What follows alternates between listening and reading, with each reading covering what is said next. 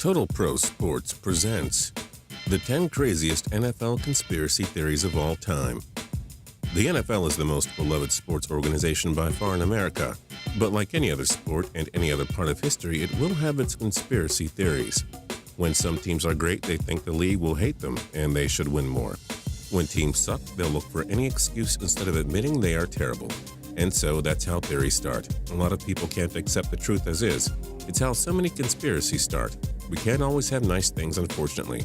People bring up crazy conspiracies, and we can't help but believe they may really be true. Here are the 10 craziest NFL conspiracies ever. Number 10, Colts sucked for luck. The Indianapolis Colts were a perennial playoff team with Peyton Manning, but by the time the 2011 season rolled around, it was clear the sheriff wasn't going to play all season. The Colts were simply awful, and they got worse and worse and worse. It's easy to think that once they lost their first 10 games, they probably made sure they got the top pick by losing so much. They got the top pick and took Andrew Luck. And so getting the top pick meant they could release Peyton Manning, who destroyed the NFL with the Denver Broncos. But were they planning for a long time to tank? You can never tell for sure when a team sucks and when they're simply tanking. Number 9, officiating favoritism. It's no different than FIFA. Anyone can think all they want about how biased the officials are. Super Bowl 40 really favored the Pittsburgh Steelers over the Seattle Seahawks. The NFL quarterbacks can barely get touched without penalties these days. Could NFL refs really be biased towards the quarterbacks to protect their best players? And how have we seen a dynasty in almost every decade in the NFL? Does the league conspire with officials to create history? Maybe it's an easy way out for fans to complain, but then again, this is pure opinion on behalf of many sports fans. Number 8, Strahan's sack record. Did Michael Strahan really earn the record for most sacks in a season with 22.5, set in 2001 with the New York Giants? When the G-Men played the Green Bay Packers, Brett Favre went down, giving himself up for an easy sack to Strahan. Did he really make sure that Strahan got the record? We rarely see quarterbacks give up on such plays so easily. Number 7, Super Bowl 3, fixed. The New York Jets shocked the Baltimore Colts with a 16-7 win in Super Bowl 3. Even though Jets quarterback Joe Namath cemented his legacy with the win, many believed it was all fixed. They cite the horrible play by both quarterbacks and wonder if Namath was paid by gamblers and others to throw the game. Just because it was a huge upset, it seems as though that is why some fans want to believe this was more scripted than some sort of WWE event.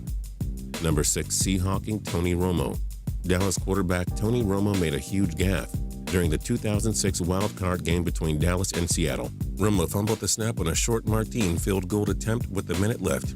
LP LaDouceur, who was on that Cowboys squad, believed the Seahawks gave Dallas a slick ball to give themselves an advantage.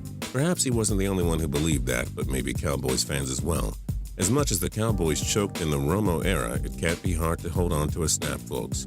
Maybe the Seahawks did look for a way to mess it up for Romo. Even if they did, he didn't need to fumble it. Number 5, the real Deflate story. So we'll never learn if Tom Brady was behind the 2014 AFC Championship game, aka Deflategate game scandal. But some people, mainly Patriots fans, believe that the Colts actually set the event up themselves, deflating the balls and trying to make the Patriots look bad. Who knows? But the whole scandal deflated Colts fans, Patriots fans, and NFL fans. Any team that gets involved in a cheating controversy never makes anyone a winner. Probably not, but again, who knows? Number 4, Pete Carroll's mistake had a reason. Everyone thought it was ridiculous for the Seahawks to throw the ball at the 1-yard line, which led to an interception, costing them Super Bowl 49 against New England. They clearly should have ran the ball with Marshawn Lynch, the league's best running back at the time. Some believe head coach Pete Carroll opted to throw in hopes of giving Russell Wilson MVP. That's probably not true, because that'd be absolutely awful if he chose to. Number 3, hating on the Raiders.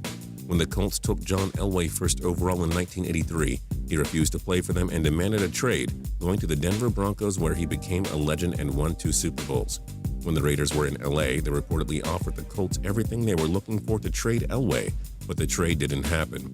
The late Al Davis believed the sour relationship with NFL Commissioner Pete Rozelle led to him blocking any form of a deal. Who knows for sure, but the Raiders would have been a lot different if they got him. Number 2, what Terrell Suggs said. When the Baltimore Ravens beat the San Francisco 49ers in Super Bowl 47, arguably the most famous storyline was the blackout during the game. Ravens star Terrell Suggs believes Roger Goodell was behind it, saying the following: "I was like, Roger Goodell, he never stops. He always has something up his sleeve. He just couldn't let us have this one in a landslide, huh?" For what it's worth, the 49ers were being blown out but stormed back. losing by just 5 points. But why complain, Suggs? Your team won the Super Bowl. Be happy. And number 1, Spygate cover-up. Here's what we know from the Spygate controversy. The Patriots were caught illegally filming jet signals during their Week 1 game in 2007. But ESPN published a report titled From Spygate to Deflategate, where over 3 dozen former Pats coaches and employees admitted to going far beyond that.